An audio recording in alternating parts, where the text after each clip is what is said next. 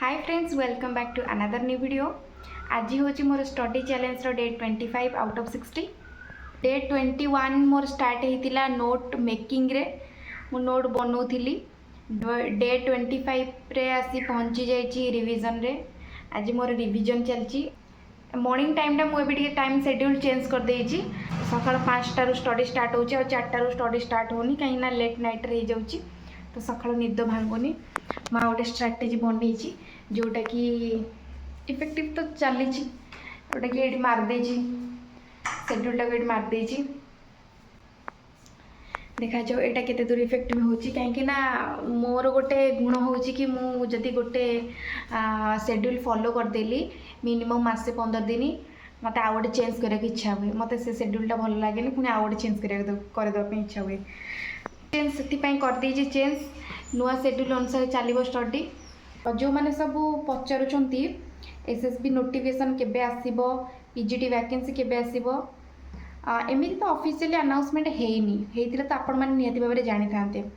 जदि आम previous year को देखा गोटे ईयर तो एसएसबी किसी भी नोटिफिकेशन काढ़ी नाला। से पीजीटी हो, टीजीटी हो, लाइब्रेरियन हो कि जूनियर असिस्टेंट हो किसी भी काढ़ नाला। 2023 बैच रे काढ़ी अभी जो 2026 अच्छी से आमर ओस्टेटीटा एग्जाम पड़ेगा तार रिजल्ट भी बाहरी गला। एलटीआर पिला मानू भी जॉइनिंग दि जाइए। ओपीएससी पीजीटी पिला भी जॉइनिंग दि जाइए। गवर्नमेंट पाखे वैकेंसी ऑलरेडी अवेलेबल अच्छी। जदि गवर्नमेंट आज वैकेंसी काढ़ी दौची सी मासे 2 मास भितर ही एग्जाम कंडक्ट करदेव। हार्डली 3 मास भितर एग्जाम कंडक्ट करदेव।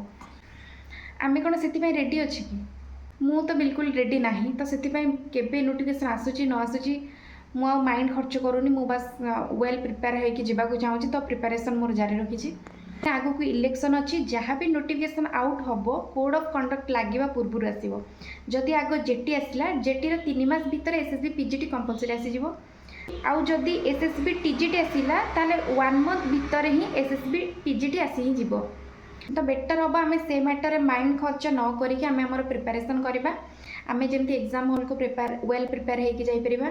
पर्यंत तो ना जीटी आसी ना एसएसबी टीजीटी आसी। कौ मुहूर्त भी आसी जापे एसएसबी टीजीटी कहीं गोटे नोटिफिकेशन टे सर्कुलेट होटा मुझे देखुची यूट्यूब रे सब चैनल माने तार एनालिसिस दौरान बहुत शीघ्र आसूची 1600 केते पोस्ट गोटे। तो आम फास्ट निजक प्रिपेयर करवा तो ठीक हम। केते पोस्ट वाइज आमर तो एसएसबी पीजीटी 1000 आसूची कि 2000 आसूची कि 3000 आसूची आमर से किसी मतलब ना। मेन कथा है आमर मतलब आम निज सब्जेक्ट वैकेंसी केते आसूची एटा मैटर करे। बाकी जिते आसूची आसू आम तो फोकस करवा गोटे पोस्ट को। आम आमर प्रिपेरेसन जारी रखा। जहाँ भी किसी वैकेंसी आसो इलेक्शन पूर्व आसो कि गवर्नमेंट चाहिए कि यूथ मानकर अटेंशन को गेन करने कि आम आम पाठपढ़ा ठीक ठाक करवा से आम माइंड खर्च करवा। बाकी मो पाखे सेमती किसी अपडेट ना जी मो पाखे इनफॉरमेशन थी मुझे सेयार करुँची।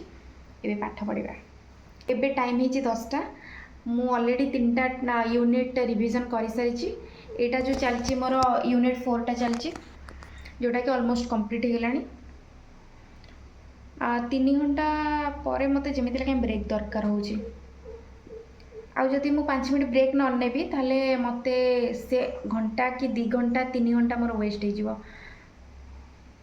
माइंड किसी बसबनी खाली बसी बसी काडू साडू माइंडटा एडा साड़े जीव रेस्ट कर दूची माइंड फ्रेश पाइका वीडियो बनईली। बाकी आपण मानकर स्टडी केमती चलुची कमेंट बॉक्स रे कमेंट करंतु। मोर एबे पेपर 2 रो यूनिट 4 सरीला। एबे 4टा लॉन्च पर मु सेकेंड स्लॉट रे पेपर 2टा 4टा यूनिट कंप्लीट करथिली। 4टा सुधा केमिति पवन होची बैक करी कैमरा देखौची। कला मेघ पूरा आर पटु आसीची जोटा कि बारी पटु गले देखिबी एठी देखि हबनी। एपटे टिके फर्चा अछि। खरा दिने तो काळ बैसाखी आसीबो ही आसीबो। तापरे भी बात्या अछि। बात्या जोटा कि न्यूज रे दौची। ये संध्यारे कौन पाठ पढ़ा हम कि ना मुझे जाननी। जदि करेन्ट रहा वीडियो बनईबी सरला पर स्टडी। धनिया ए धनियाटा बुलुचु ଏତେ ଗରମ ଧନ